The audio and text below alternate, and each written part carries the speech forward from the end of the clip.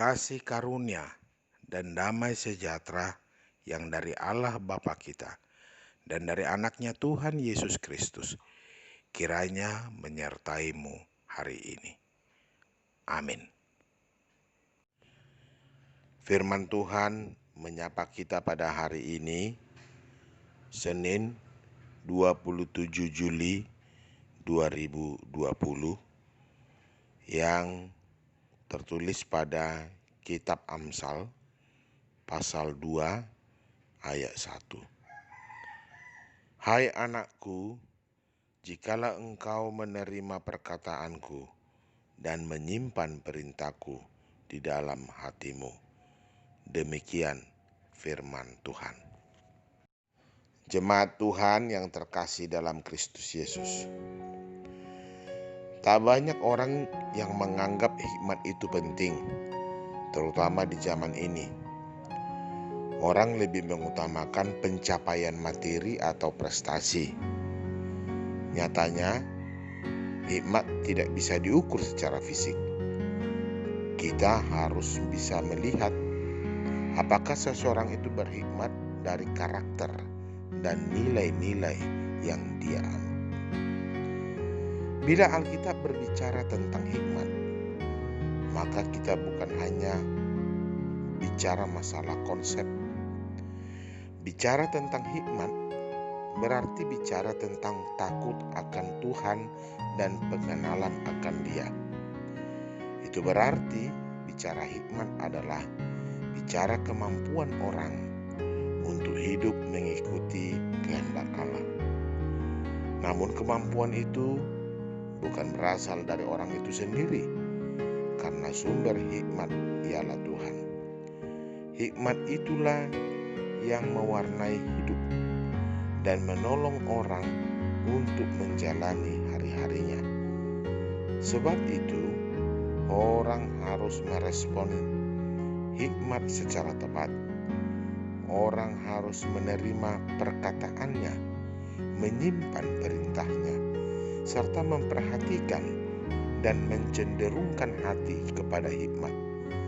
Di sisi lain, hikmat tidak selalu mudah didapat. Harus dicari seperti orang mencari harta terpendam. Akan tetapi siapa yang mau bersusah payah untuk memperoleh hikmat? Tidak banyak. Namun sebagai orang beriman, kita harus tahu makna hikmat bagi kita. Karena dengan hikmatlah Tuhan mengajar kita agar piawai menghindari berbagai jebakan terhadap iman kita. Dengan hikmatlah Tuhan mempersenjatai kita untuk melawan aneka jerat dosa.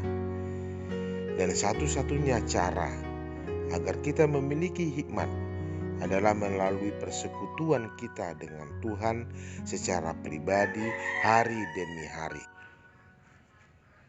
Akan tetapi, siapa yang mau bersusah payah untuk memperoleh hikmat? Tidak banyak. Namun sebagai orang beriman, kita harus tahu makna hikmat bagi kita. Karena dengan hikmatlah Tuhan mengajar kita agar piawai menghindari berbagai jebakan terhadap iman kita. Dengan hikmatlah Tuhan mempersenjatai kita untuk melawan aneka jerat dosa. Dan satu-satunya cara agar kita memiliki hikmat adalah melalui persekutuan kita dengan Tuhan secara pribadi hari demi hari. Melalui pembacaan Alkitab setiap hari, Tuhan akan mendidik kita agar menjadi pribadi yang bijak dan mengalami berkat yang tersedia bagi orang yang berhikmat. Melalui Alkitablah Tuhan menyatakan dirinya kepada kita. Hanya Alkitab yang dapat menjadi buku pegangan kita untuk tahu bagaimana kita harus hidup. Bahkan lebih dari itu, hikmat memberi kepada yang memilikinya lebih banyak kekuatan daripada 10 penguasa dalam kota. Saudara-saudara yang terkasih, oleh karena itu dalam rangka mencari dan mengejar hikmat, kita perlu mencermati sikap ini. Kita belajar bahwa untuk memperoleh hikmat harus ada usaha yang serius, tidak mengenal lelah, bersemangat, dan terbuka untuk dipimpin oleh hikmat. Mencari hikmat melibatkan pikiran, indera, hati, dan kemauan. Sikap ini dimiliki oleh orang yang tahu dan yakin bahwa hikmat yang didasari takut akan Tuhan adalah hikmat yang berharga bagi hidupnya. Karena hikmat bersumber pada Allah, maka kita perlu menyediakan waktu untuk mendengarkan firman-Nya dengan teratur dan sungguh-sungguh. Kita perlu membuka hati dan pikiran kita mempelajari firman Tuhan. Kita perlu menyediakan waktu untuk bersekutu dengan Tuhan di dalam doa dan persekutuan pribadi dan melakukan firman Tuhan setiap hari.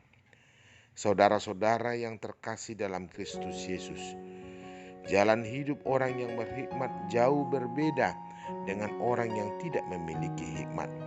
Hikmat akan menuntun sehingga kita tidak berjalan di jalan jahat.